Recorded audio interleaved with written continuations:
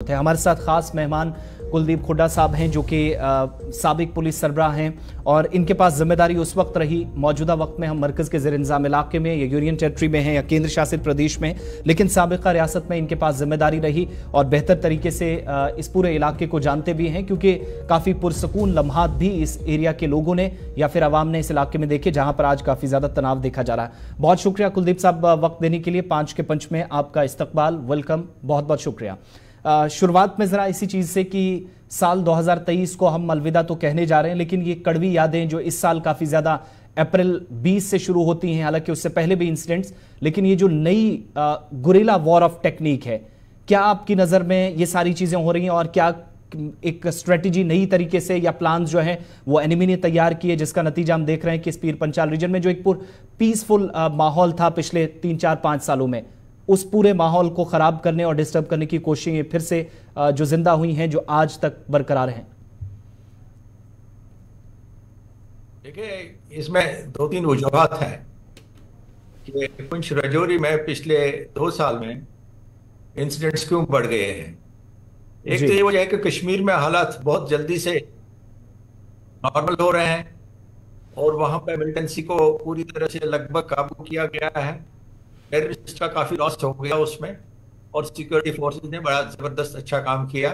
जिसकी वजह से कश्मीर में प्रेशर आया उसकी, और उसका एक ये भी नतीजा है कि टेररिज्म जो है वो जम्मू की तरफ शिफ्ट करना चाहते हैं, लेकिन जम्मू में पुंछ राजौरी बॉर्डर एरियाज होने के कारण इन इलाकों में इस टाइप की वारदात होने का ज्यादा इम्कान है क्योंकि वहां पर LOC बहुत नजदीक है। और साथ में जब गलवान इंसिडेंट हुआ तब पुंछ राजौरी से कुछ आर्मी फोर्सेस विड्रॉ करके वहां ले गए, जिसकी वजह से यहाँ पे CI ग्रिड कमजोर पड़ गया और साथ में काउंटर इन्फिल्ट्रेशन ग्रिड में भी कुछ खामियां नजर आ रही है अब, जिसको हमारे दुश्मन एक्सप्लॉइट कर रहे हैं।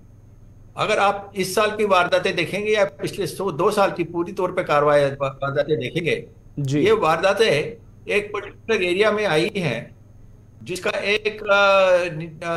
इशारा जाता है कि थाना मंडी एरिया मोस्ट लाइकली यूज किया जा रहा है इन्फिल्ट्रेशन के लिए। और इन वारदातों में एक पैटर्न ये भी देखा गया है कि एक इंसिडेंट होता है, उसके बाद लगभग 2-1 महीने खामोशी रहती है, फिर इंसिडेंट हो जाता है, जिससे एक बड़ी क्लियर इंडिकेशन ये है कि एक वेल प्रिपेयर्ड और हेवली आर्म्ड ग्रुप आता है अंदर, वो यहाँ पे कार्रवाई करता है माउंटेनस इलाके में जहाँ टेरेन बड़ा डिफिकल्ट है, जहाँ केव्स हैं, जहाँ बहुत जंगलात हैं, वहाँ पे इनको छुपने की जगह भी मिलती है, इनको लोकल शेल्टर की जरूरत नहीं पड़ रही है। यहाँ पे जहाँ पे एक्सपोज हो सकते हैं, जहाँ से इंटेलिजेंस आ सकती है, वहाँ पे शेल्टर लेके और वहाँ पे सिक्योरिटी फोर्सेस की जद में ना आने की वजह से कुछ टाइम वहाँ पे पास करके वापस चले जाते हैं। तो इसलिए हमारे लिए बड़ा जरूरी है कि एंटी इन्फिल्ट्रेशन ग्रिड को मजबूत किया जाए, खासतौर पर राजौरी सेक्टर में जो इशारा आता है कि वहां से इन्फिल्ट्रेशन का एक अगर आप देखेंगे इस वारदात को भी थाना मंडी से डेरा की गली और डेरा की गली से बख्तियार की तरफ रास्ता जाता है। उससे पहले भी जो राजौरी में भी इंसिडेंट हुए उनका भी इशारा है कि थाना मंडी एरिया से आ सकते हैं, वो नियरेस्ट पॉसिबल जो रूट बनता है उनका। और इसलिए साथ में एक और जो नई डेवलपमेंट हो रही है, जो हाल ही में USA और कनाडा का रोल रहा है कि जहां पे हिंदुस्तान में मुलविस टेररिस्ट उनको पनाह मिल रही है इन कंट्रीज में, उससे पाकिस्तान को एक हौसला भी बढ़ रहा है कि उसकी टेररिस्ट एक्टिविटीज को अब इंटरनेशनल लेवल पे उतना सीरियसली नहीं लिया जाएगा। अगर आप देखेंगे पिछले ट्रंप के टाइम में पाकिस्तान एक निशाना बन गया था, टारगेट बन गया था टेररिज्म को फैलाने के लिए पूरे में, लेकिन अब उस टाइप की जो टिप्पणियां खासतौर पे US और बाकी वेस्टर्न कंट्री से नहीं आ रही है। और अगर देखा होगा आपने कि पाकिस्तान के आर्मी चीफ आसिम मुनीर भी आजकल वाशिंगटन में है, वहां पे सेक्रेटरी ऑफ स्टेट क्लिंटन से मिले, डिप्टी सेक्रेटरी ऑफ स्टेट से मिले, डिफेंस सेक्रेटरी से मिले, डिप्टी NSA से मिले, तो वहां पे वो भी अपनी सफाई पेश कर रहे हैं और साथ में ये भी बता रहे हैं कि कश्मीर का एक इशू है और वो जो किलिंग्स POK में हो रही है उसमें भी वो इशारा कर रहे हैं कि कि ये हिंदुस्तान का हाथ है जो कि बिल्कुल बेबुनियाद है, जो उनकी अपनी करने की है। जी। और कश्मीर का जो 370 के बाद वो एक फोकस फिर उन मुद्दों पे वो बात कर रहे हैं वहां पे। तो इसलिए बड़ा जरूरी है कि हिंदुस्तान की तरफ से बड़ी प्रोएक्टिव एक्शन हो जाए, ताकि पाकिस्तान के लिए ये मुमकिन ना हो और वो इस काबिल ना रहे कि इस टाइप की जो बार बार टेररिस्ट एक्टिविटीज लॉन्च कर रहे हैं, खासतौर पे पुंछ राजौरी में, उससे वो बिल्कुल वो हट जाए और उसके काबिल ना रहे वो। ठीक है कुलदीप साहब, ये पूरा सिलसिला हम पहले भी देखते थे, लेकिन पहले ज्यादा ऑपरेशंस होते थे जब आप भी रहे। तो इस पूरे खित्ते के अंदर, जैसे मैंने शुरुआत में कहा, हम बहुत अच्छे से इस एरिया को जानते हैं और हमसे बेहतर आप, चूंकि आप इन पूरे एरियाज के अंदर खिदमत अंजाम देते रहे हैं बतौर सीनियर पुलिस अफसर। तो इस पूरे एरिया के अंदर ये जो एक नया किस्म का प्लान है कि घात लगाओ हमला करो, पहले बीजी फिर कंडी ब्लॉक के अंदर, फिर इसी तरीके से उसका पास वाला एरिया ये जो चुना गया है अलग अलग जगहों पर, लेकिन एक ही रीजन के अंदर ये जो डिस्टर्बेंस क्रिएट हो रही है, जो आपने कहा कि एक इस तरह का ग्रिड तैयार करना है मजबूत और मुनज़्ज़म तरीके से, एक ऐसी कैंपेन चलनी है जहां पर इन लोगों पर काबू पाया जा सके। इसमें लोकल्स क्या क्या रोल आपकी नजर में रहेगा? क्योंकि पिछले दिनों जब कालाकोट का ऑपरेशन हुआ तो उस वक्त फॉर्मर डीजीपी एसपी वैद साहब ने कहा कि लोकल्स, अब जो नौजवान हैं उनको हथियारों की ट्रेनिंग देना, उनको इन्वॉल्व करना सिक्योरिटी फोर्सेस के साथ, पुलिस के साथ जोड़ना, ये बहुत हद तक हेल्पफुल इकदाम रहेगा। तो आप इस बात से इत्तेफाक रखते हैं ये एक पॉसिबल वे आउट है इस चीज से निपटने के लिए, और बहुत हद तक मिलिटेंसी का मुकम्मल तौर अब ये खात्मा इस रीजन के अंदर भी हो सकेगा अगर इस तरह का कोई कदम उठाया जाता है आने वाले दिनों में?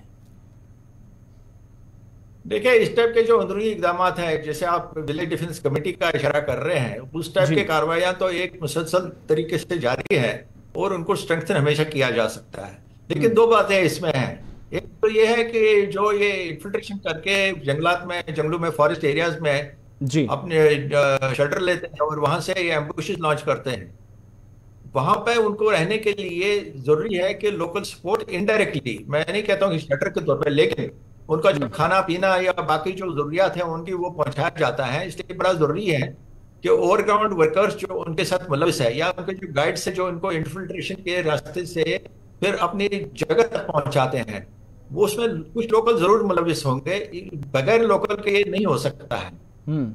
एक तो उनको आइडेंटिफाई करना, इसलिए इंटेलिजेंस को इसमें और मजबूत बनाना है। इन एरियाज में आर्मी इंटेलिजेंस भी है,